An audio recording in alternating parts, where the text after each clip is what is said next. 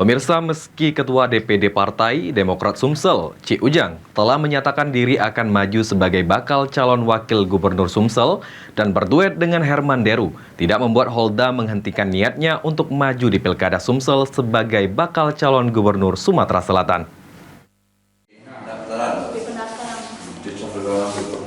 Upaya untuk maju sebagai bakal calon gubernur Sumatera Selatan terus dilakukan oleh Holda, pengurus DPD Partai Demokrat Sumatera Selatan ini. Hingga saat ini masih terus melakukan pengambilan formulir di partai politik.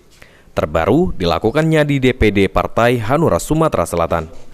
Disampaikan oleh perwakilannya, jika sampai saat ini Holda masih terus melakukan komunikasi politik dengan sejumlah partai politik di Sumsel.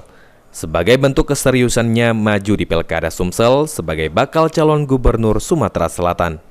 Holda sudah mengambil 6 formulir pendaftaran dan telah mengembalikan 2 formulir pendaftaran di PAN dan Nasdem. Bahkan hingga saat ini, Holda terus bergerak di Kabupaten Kota Sumatera Selatan guna menaikkan elektabilitasnya. Dengan semua partai, Ibu Holda melakukan komunikasi politik dengan semua partai ini. Sudah ada sekitar 6 partai beliau mendaftar dan mengembalikan sudah 2 partai, Nasdem dan PAN.